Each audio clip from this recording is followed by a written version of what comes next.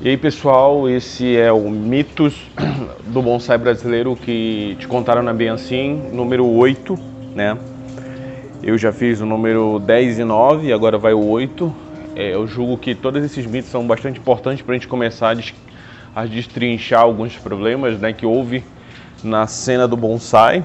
E esses problemas, né, de forma quase que circuncêntricas, né, foram causando alguns mitos que são mitos bastante errôneos e acabam influenciando o iniciante do bonsai a pegar um caminho que pode levar ele a erros consecutivos, que no futuro ele vai ver que as coisas não são bem assim.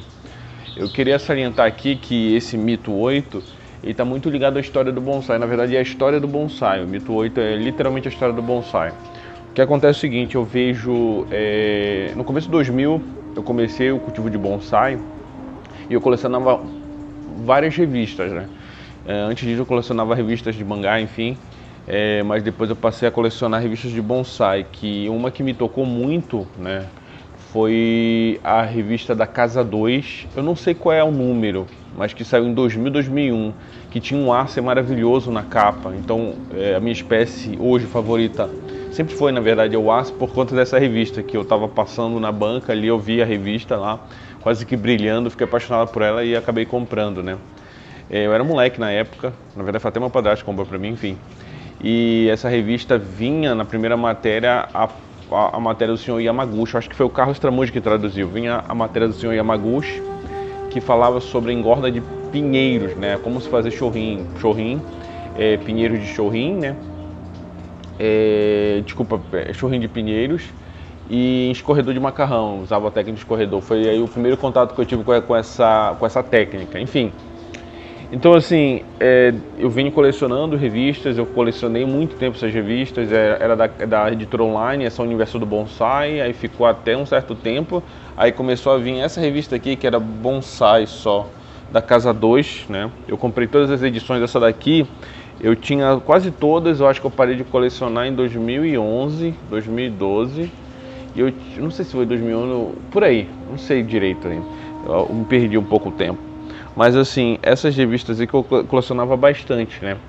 E aí, mas eu emprestei toda a minha coleção, que eu vinha num fichário assim, grande assim, aí eu emprestei minha coleção e acabaram que me roubaram minha coleção toda. Então eu tava dando uma vista ali pelo Mercado Livre, encontrei essa que fazia parte da minha coleção, né? Essa mesma edição, e comprei. E eu fui dar uma lida, né, nas matérias e tudo mais, de ver como era o nosso grau de informação das revistas nacionais na época, né? Isso já faz o que? Essa revista é de 2000, deixa eu ver aqui, essa revista é de 2003, 2004 essa revista aqui. Então já tem um tempinho, né?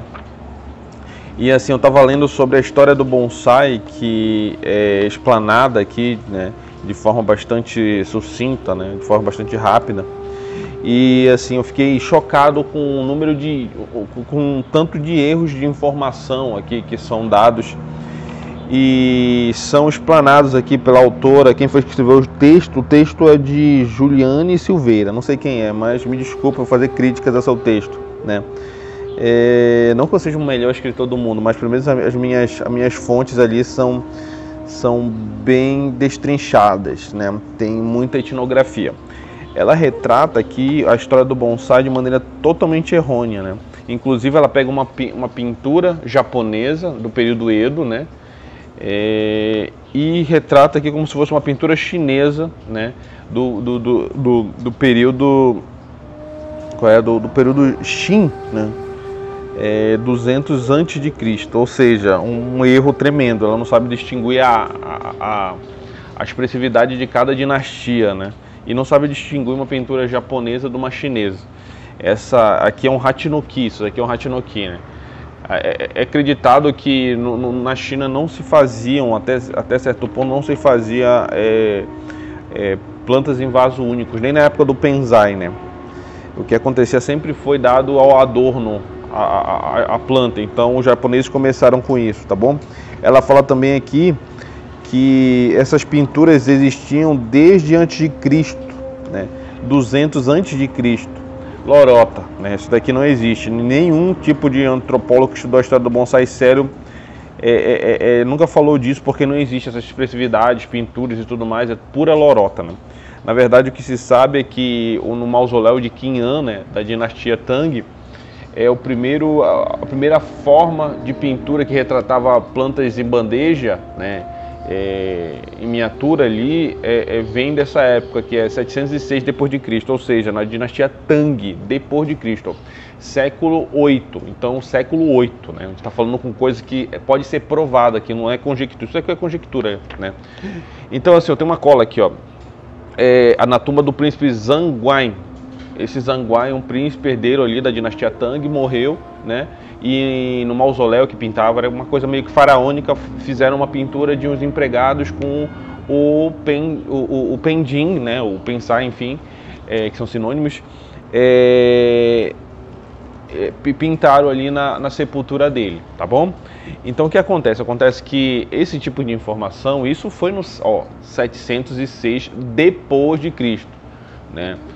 Até o Wikipédia em português está errado também, que eles falam 706 antes de Cristo, não é, 706 depois de Cristo, né? O que acontece é que a pessoa vai, através desses textos aqui, pobres de informação, vai vendo o pessoal dando entrevista e falando asneira, que não podem ser provadas, e vai embora, uma mentira vai levando a outra, vai criando um poço de mentiras, né? Ninguém procura ler biografias sérias, ninguém procura um pesquisador sério para perguntar as coisas para ele, e acaba que as pessoas acabam tendo um arremedo de ideia, né?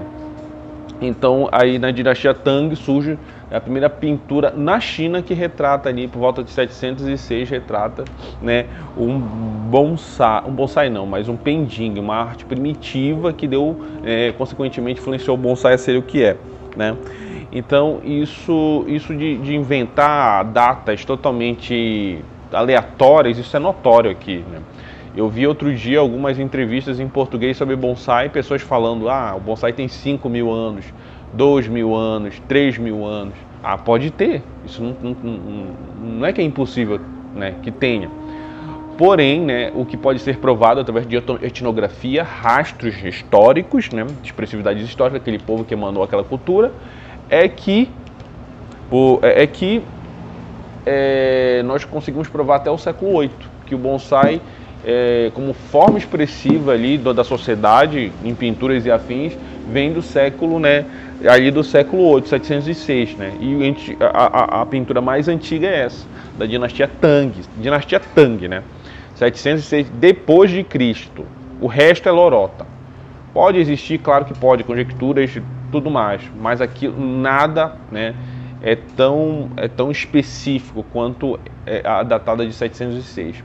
O que acontece é que existiam alguns cantos que falavam sobre algumas coisas que não eram necessariamente bonsai, né? Mas falavam sobre o cotidiano, sobre flores, plantas, enfim, né? Já existia há muito tempo. Só que não era específico de bonsai. Algumas pessoas atribuem isso, né, na linha histórica do bonsai. É errôneo esse tipo de coisa, assim. Então o que eu vejo, se a gente não se importar... Opa, deixa eu só endireitar aqui. Eu vejo se a gente não se importar, que eu tô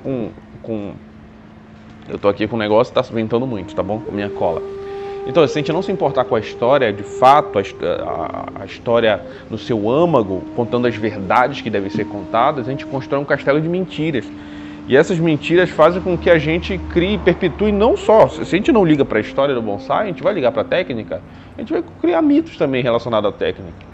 Então o mito 8, né, um mito até que foi bem franco, não vai ter abertura, vai ter só eu falando aqui para vocês sobre o meu ponto de vista sobre esses acontecimentos, é justamente isso, né? Assim, a história do bonsai foi muito mal estudada, foi perpetuada de uma forma errônea aqui no Brasil, consequentemente na Europa também tem alguns erros de discrepância por falta, né, da pessoa chegar, sentar com calma, pesquisar, fazer todas colocar tudo ali na mesa e ver basicamente ali o que está sendo apresentado pelos historiadores, esse tipo de coisa.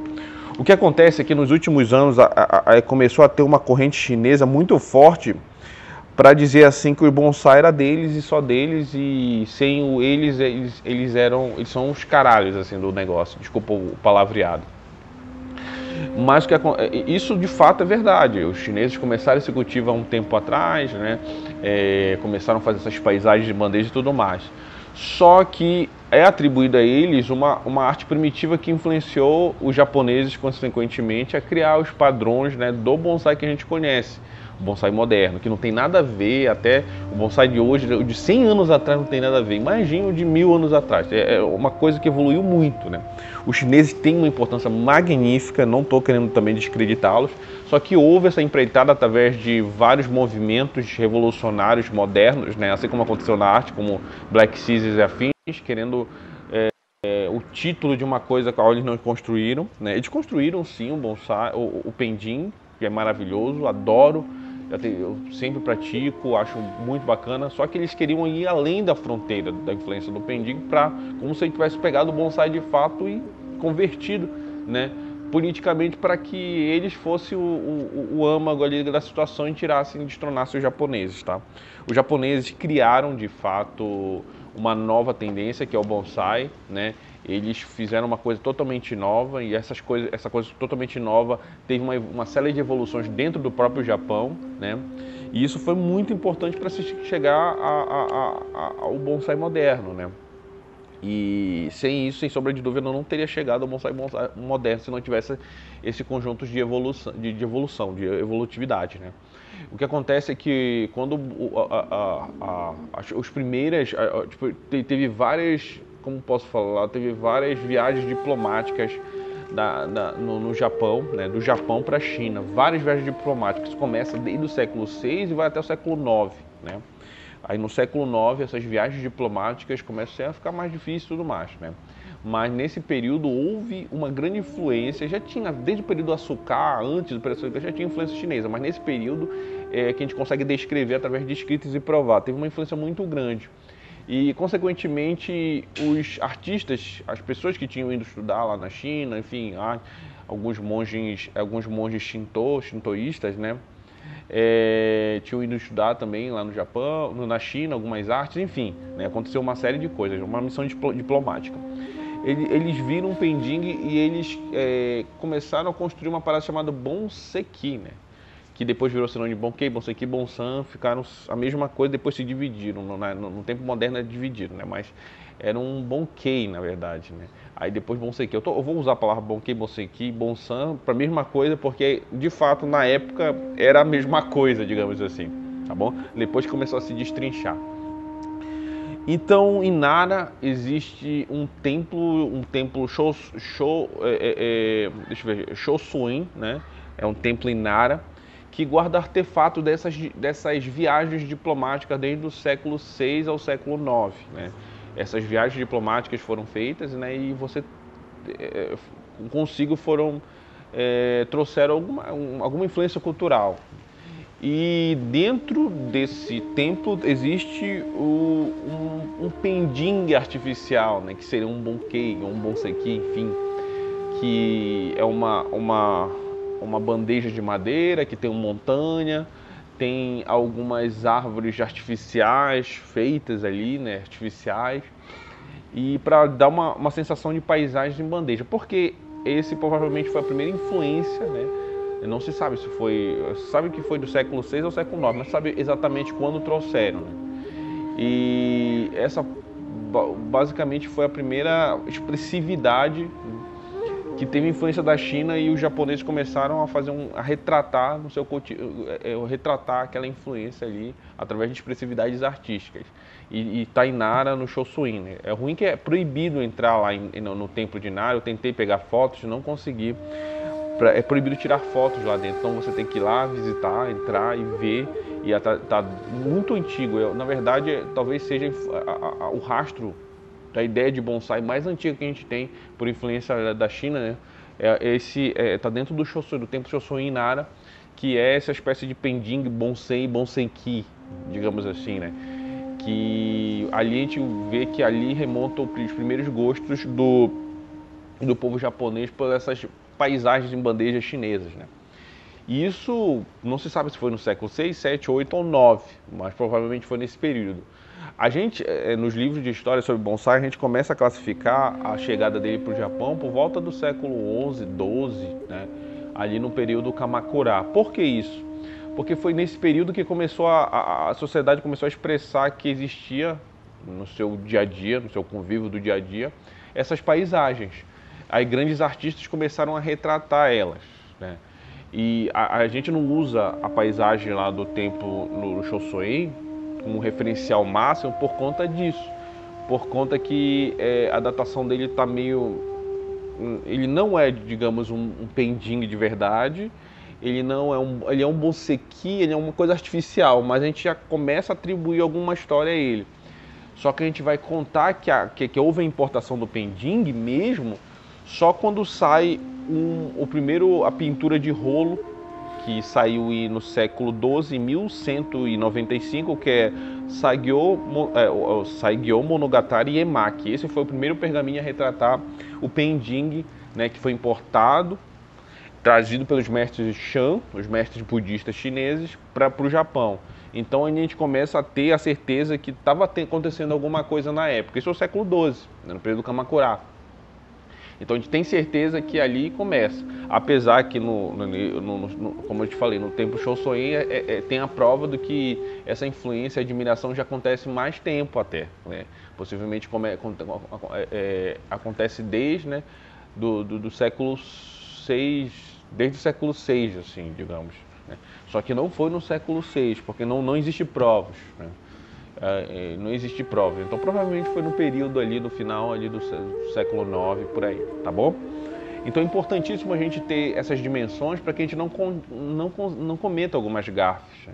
E essas gafes estão sendo cometidas no Brasil por falta de pesquisa, intencionalmente. O cara tira da cabeça uma coisa, ele lê uma coisa que um cara foi pesquisar, só que a pesquisa do cara estava falando de outra coisa que tem a ver, né? Digamos assim, eu estou falando sobre, tem um canto que está falando sobre flores, e eu pego, o ser humano inventou a agricultura, ele parou de ser o nômade, virou sedentário, tem mais de 5.000 anos, né? Quando o ser humano começou a fazer essas hortas e colocar coisas em vasos, ninguém se sabe. Existem vários rastros da sociedade toda que começaram a fazer isso no mundo todo. Não sei se por influência de uma cultura e passando de forma circuncêntrica, isso é fato. Se eu for caçar as coisas aqui, eu vou levar o quê? O bonsai para a Mesopotâmia, digamos assim, né? Porque os indianos próprios têm uma forma ali de cultivo nômade que coloca as coisas ali, temperos dentro de um pote para, enfim. Isso não é bonsai, eu não posso contar isso como bonsai, é por lorota mesmo, não tem ares artístico isso, ninguém queria fazer isso ou aquilo. Tem um mito que os monges vinham, tinham saudade dos mosteiros e faziam essa... Mito, mito, né? É sabido sim que os monges Chan, principalmente, né, do sul do Japão, do sul da China, desculpa, eles começaram a retribuir toda essa diplomacia que começou no século VI, e começaram a fazer várias viagens no período Kamakura às cortes ao Japão. E o Japão adoravam a cultura refinada chinesa dos altos escalões da sociedade, e o alto escalão japonês, né, começou a ter essa influência dos monges Chan. E os monges Chan foram os prepulsores de colocar o pending e ensinar o pending para a classe alta japonesa. Eles ensinaram para a classe alta japonesa e para os sacerdotes Shinto e afins, né? E ali também migrou, a migração da cultura do chá para o Japão, ela tem muito a ver com a cultura também, né, a cultura do pending, que foi para o Japão. Então são culturas que os monges Chan levaram. E os monges Chan sempre falaram que esse tipo de horticultura era para pessoas com bom gosto, gosto refinado, esse tipo de coisa. E merecia ter todo esse envolvimento. Tem um nome de um monge chamado Shiren, eu sei só o segundo nome, eu estou me lembrando só do nome dele, eu me esqueci de colocar aqui na cola. É Shiren, eu vou colocar aqui embaixo se der. O nome dele é Shiren. Eu me esqueci o primeiro nome dele, enfim. Ele era um alto sacerdote, assim, um mestre do chá. Ele escreveu um livro, né, um livro que retratava, na verdade começou a escrever algumas sacadas, assim, algumas anotações que retratavam como era a forma de uma árvore ideal para um pending. E esse cara ficou no Japão durante muito tempo, ele influenciou a sociedade japonesa. Então, provavelmente ele foi o primeiro cara a criar um manual para como lidar com árvores dentro de um pending, todas as bases para uma árvore dentro de um pending. O que aconteceu é que até do pending, até ser desenvolvido o bonsai, houveram vários tipos de evoluções, né? Como o bonseki, bonkei, bonsan, hachinoki.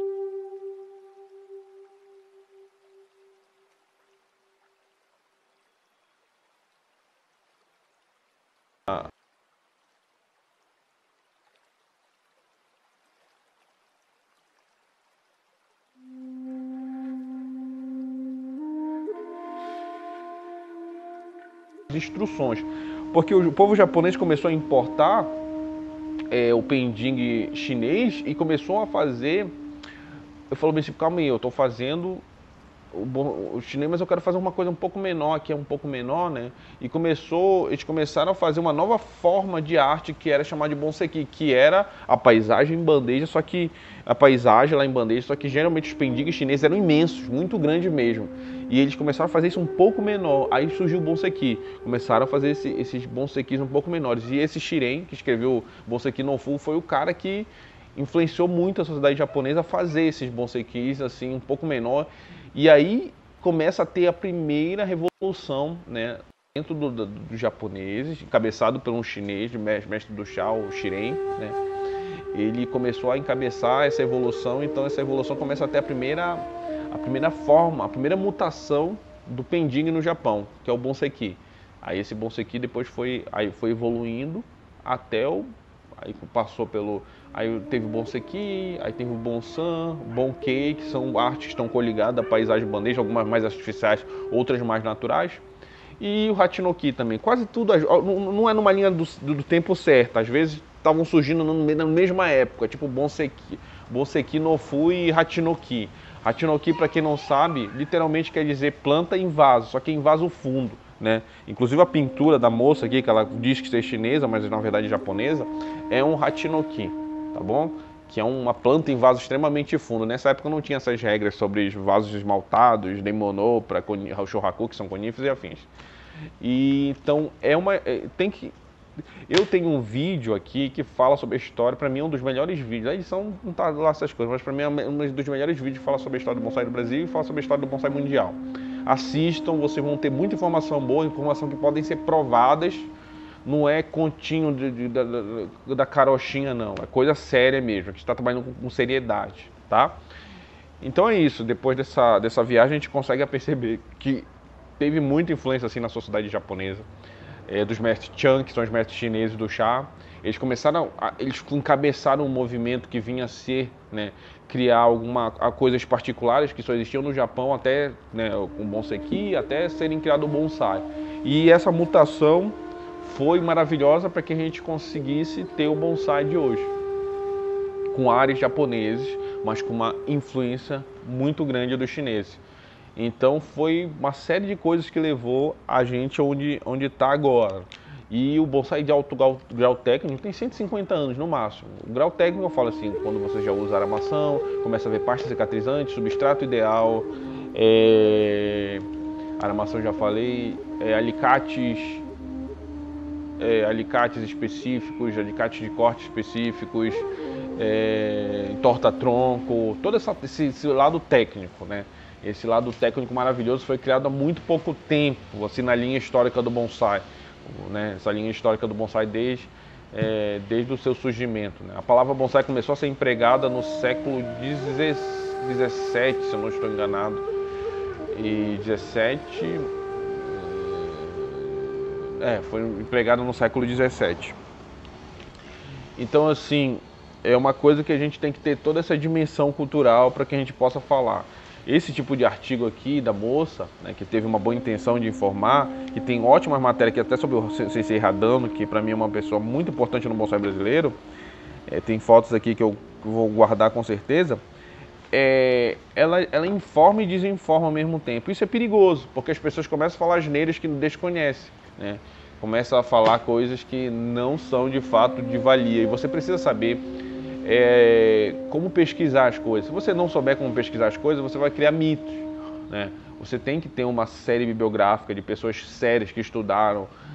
Sempre tem um limite quase arqueologia, a etnografia é quase teologia. Se tu chega a um limite que não tem mais como ser provado, é só conjecturas. Aí os charlatões se aproveitam dessas conjecturas, desse local ali que não pode ser provado, nem que sim, nem que não, e fazem sua morada em ninho e começam a divulgar as neiras, tá bom? Então, o número 8, né, do meu vídeo sobre os mitos do bonsai brasileiro que te contaram bem assim é a história do bonsai. O que te contaram não é bem assim, né? E se você quer conhecer um pouco mais sobre a história do bonsai de maneira séria e que pode ser provada, vá no meu vídeo lá sobre a história, o meu pilot, a história do bonsai mundial, aqui no canal. Valeu!